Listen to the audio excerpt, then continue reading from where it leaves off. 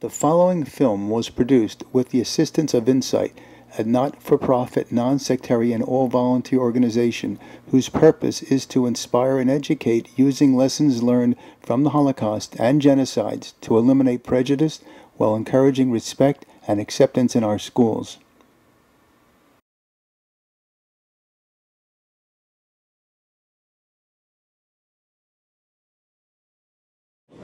I wish I could tell you all lovely things that start like once upon a time there was this very happy, very mischievous little girl in Poland. I don't have the good memories of a happy childhood. I don't remember those. What I do remember is my father was a chemist. I remember one day the house was broken into. My father was arrested. I was 4 at the time. And then I remember my father being dragged onto the very sharp stones, blood trailing behind, and was hanged. It was a public execution by hanging. Let's say Denmark, France, Belgium, Holland. Within 2 weeks, countries were occupied. They had lightning wars. And yet the heroic Warsaw Ghetto uprising lasted actively for 4 weeks, plus it lingered on a little bit. And believe me, it was a suicidal act. And there was a very small group that tried to get away from it through the sewer system of Warsaw. And some of them, when they emerged onto the safe area outside of the ghetto, within the sewer system, they opened up the manhole, and there were some people waiting for them, denouncing him to the Germans. And for that act, they were rewarded with 5 pounds of sugar. The end result was that I would say that probably 90% of the Jewish people of the city of Warsaw, of the country of Poland actually, were murdered. There's a painting here called Lost My Name, because in concentration camp you had no name. You had a number. They shaved your head and lost my name. This is a burning barn, and I will tell you the story of the burning barn. I heard a survivor say that when the Nazis occupied their little town, not a big town, a little town, they took all the Jews, children and men and whoever was there, and put them in the barn and lit the barn. And the Nazis stood there with German shepherds, made sure that nobody runs out of there. That is the burning barn. We got a piece of bread a day for the 4 of us. We were hungry like this for a couple of years. You talk about what we had. We had lice, bed bugs, fleas. We had no toilet tissue. We had no towels. We had no soap, no bathing. And this, we're talking 3.5, 4 years. Fast forward, the war is over and all the Polish citizens were permitted to return home. They supplied us with kettle cars. After traveling for weeks, we come to the first station in Poland. We were greeted with jeers. Żydy nazad, Żydy do Palestiny. Dirty Jew, go back or go to Palestine. They didn't want their citizens, their Polish, Jewish citizens, to return back to Poland. We could not return to our homes. My father and I, she got us some false paper. My father had a slight accent. He was born in Russia. He says his best bet is to stay in Paris. Unfortunately, my father was caught in the street with false paper. He went to jail, and he was supposedly liberated in June of 1944 and turned over to the Germans and deported to Auschwitz. Out of 300,000, about 80,000 Jews were deported, and I have a list of all those that was. Out of those 80,000, I understand that about 15,000 were children.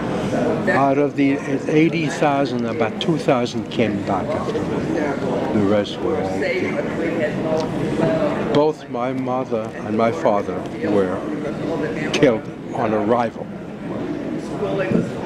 But you know, the Jews help each other. There was like a half a dozen families that were sent to Siberia in 1939.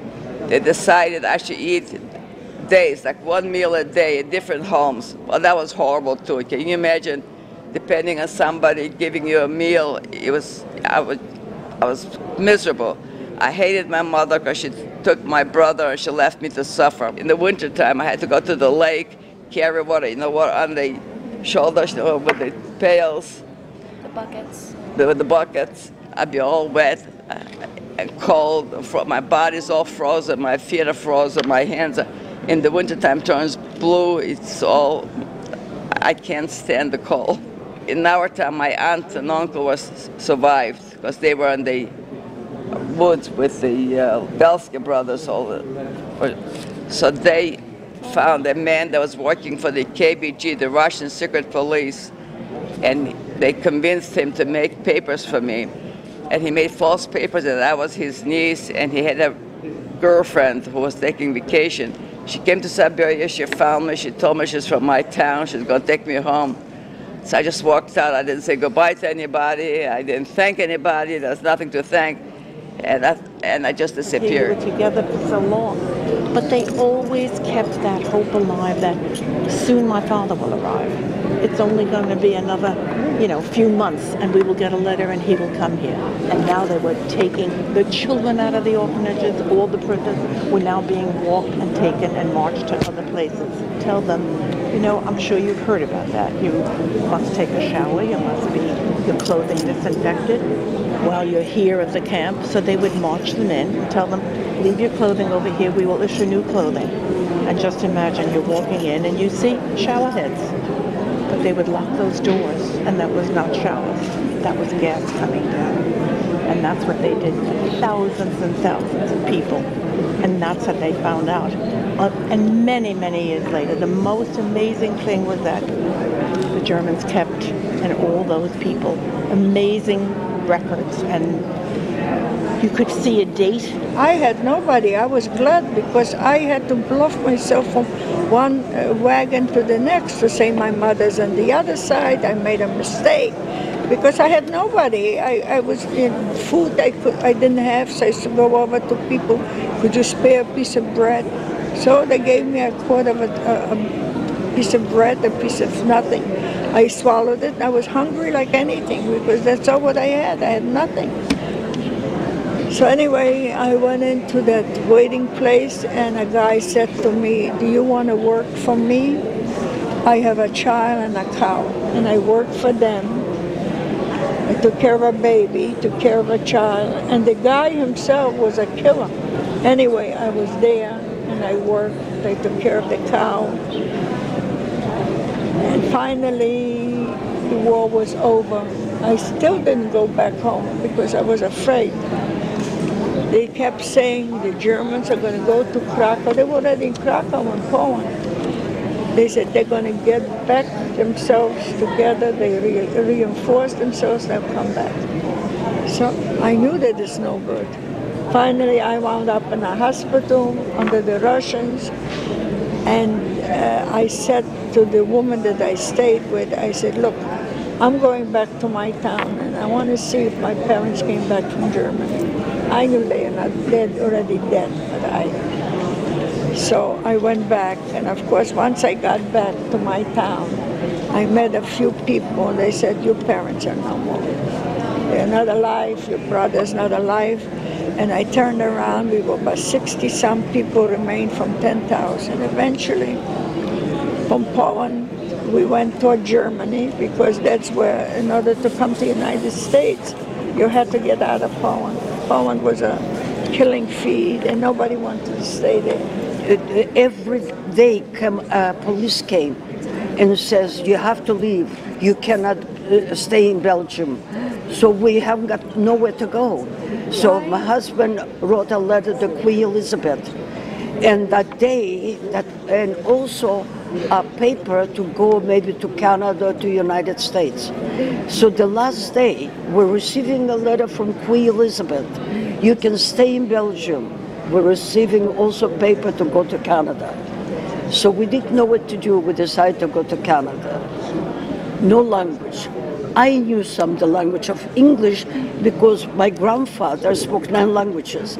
So when I was a little girl, I was there 5, 6 years old, he tells me, sit down and learn English. I said, why should I learn English? What is English? He said, this is a country that one day you're going to be there. I said, I'm going to be away, Grandpa, from you. He said, one day you're going to be in America.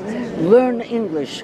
And I learned English. I knew about 30, 40 words, and that helped a lot.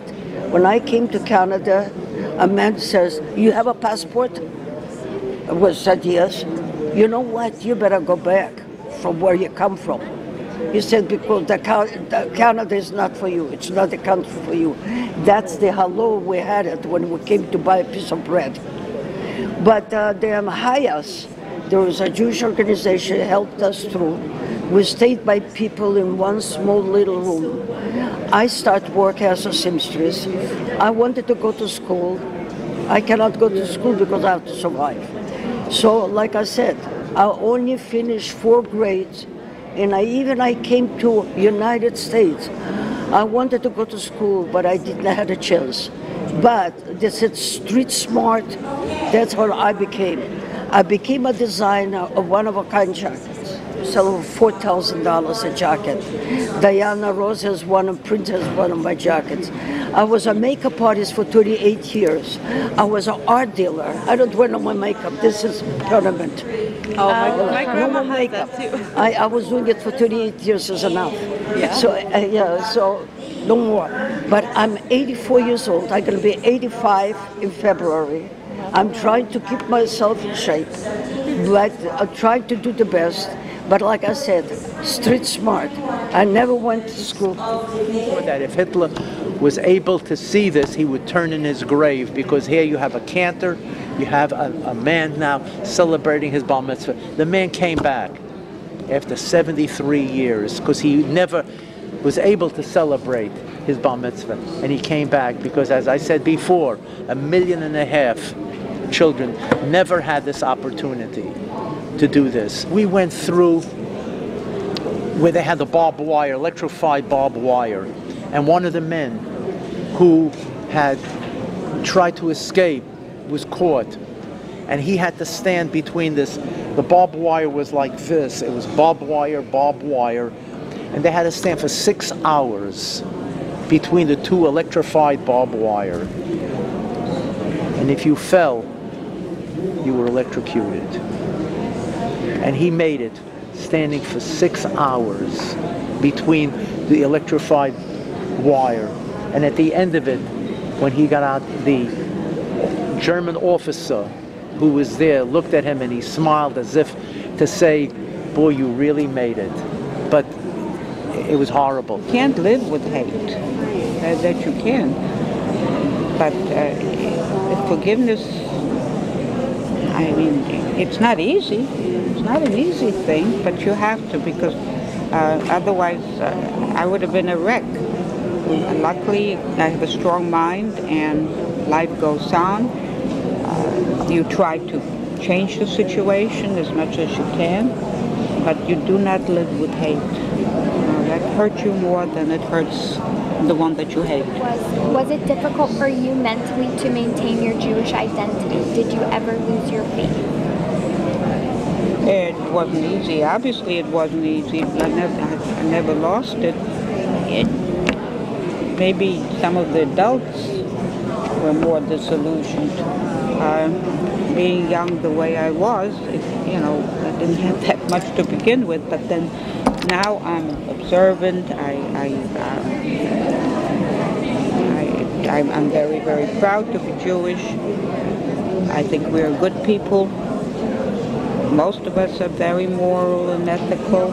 You find black sheep in any place, but as a rule, If you follow the Jewish religion, it is based mainly on life.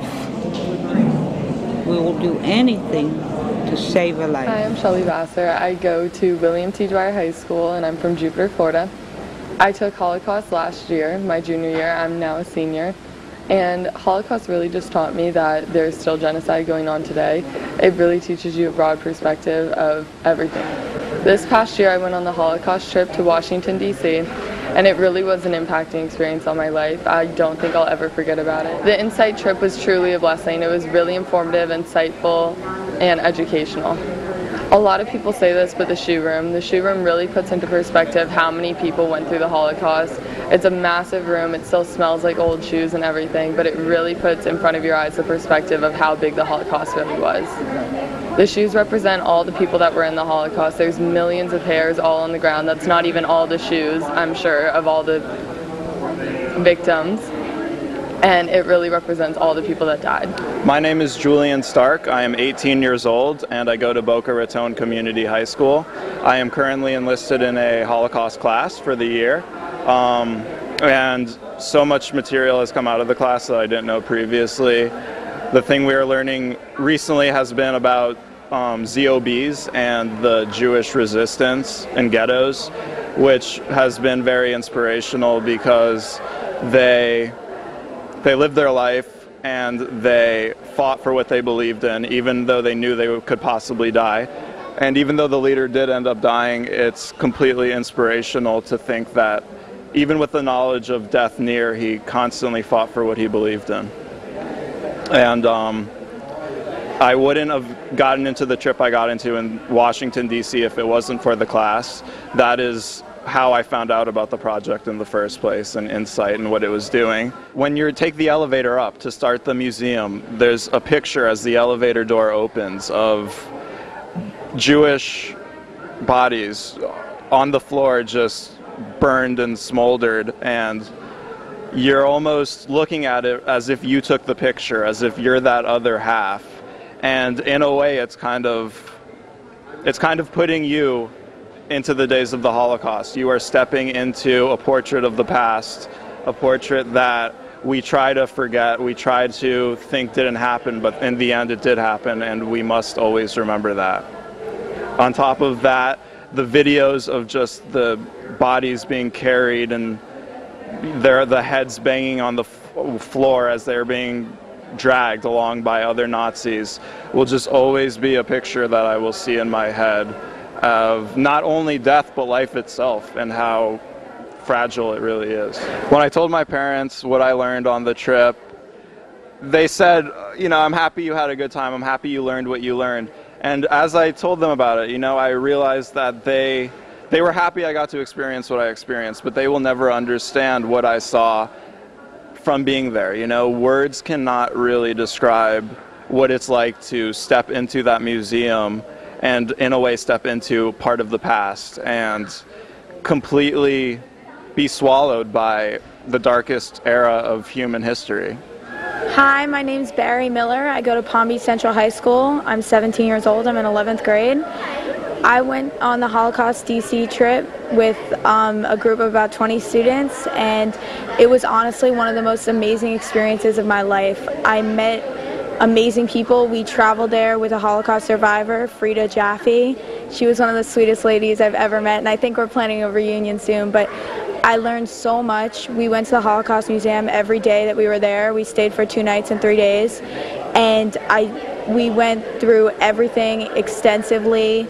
I saw it was deeply unsettling but very important, and it's taught me that I need to stand up to hatred and to make sure that no one will ever be stereotyped against, and I'm so lucky to have gotten that experience. Thanks to Insight, they did it all. They paid for the whole trip, and it was amazing, so thank you. When I got home, I told my parents how I learned about the Nazis' rise to power and how many people were persecuted, not only Jewish people, but gypsies, homosexuals, Freemasons, and they were just, of course they were saddened that I had to learn that such horrible things can happen, but they were so glad that my generation of younger people can understand like genocides that can occur, such as the Holocaust, because once you understand, you can fully try to prevent something else from happening. The whole experience of going to Washington, D.C. and going to the Holocaust Memorial Museum has taught me over everything else to be an upstander and to never stand by and watch hatred happen, because one of the main things we learned at the museum was that it started with a prejudice. The Holocaust did. I mean, it started with Hitler thinking that Jewish people were just worth less, and it's wrong because everyone is equally valuable. And ever since we went, I've made sure that all my friends and everyone I see treats everyone equally. I don't stand for bullying or anything else that's awful and occurs in schools. I just try to be an upstander and never be a bystander. When I was 16, I was verbally and almost physically assaulted with my friend while walking down the street. And it was a terrifying experience because we didn't understand what was happening. It was just these bigots came out of nowhere and were just harassing us for what we were as a person. That's something we couldn't change at all. It was such fear that me and my friend had felt. It was fear for like our personal safety, for our very lives. To feel such hatred, to feel such violence, it's unwarranted. For just walking down the street or for just being you, it just connected with me on how the people back in the genocides felt. Walking through the museum and seeing the shoes left over from the people in the concentration camps, the hair shown off from their heads, the humiliation, the very thing that they tried to demean them as, that's what upsets me the most, and what I just centered on, that I needed to prove something, like I needed to do something about this because there's no end to it. And I would love for it to end in my generation, but unless we get more people aware, I'm just not sure if we're going to be able to. Going to the Holocaust Museum, and what I would remember always, I'll remember Daniel's story, because it really hit home and it reminded me of my own family. And Daniel, he had a notebook going through his life as a child, and he noted everything from before the Holocaust, how they lived good, to afterwards, how terrible and how dehumanized they were. And it took me back home to my family, because I'm Haitian, and a lot of people like to discriminate Haitians and say like they're dirty, filthy, whatever, out of nowhere. And when I grew up having to deal with that discrimination, it really scarred me, and that's why that will be the main thing that I'll always remember. Going to the Holocaust Museum, it was very moving, because it's not just a museum to, localize Jews. It's for humans, to show what humans did to other humans, not to just categorize each and every one. I'm black, they're white. No, there's no reason to put labels on things. Everybody's human, everybody breathes the same air, everybody eats the same types of food. Whether if it's beans or lettuce, it's all nutrients that go to the same place in everyone's body. And to also emphasize that everyone shouldn't be moved by hatred. Hate brought everyone to a pit of despair. It didn't bring anything good. It never does, and it never will. Our future is not driven off of hate, it's driven off of love. And that's the goal that I'm trying to make for our future generations and our future leaders.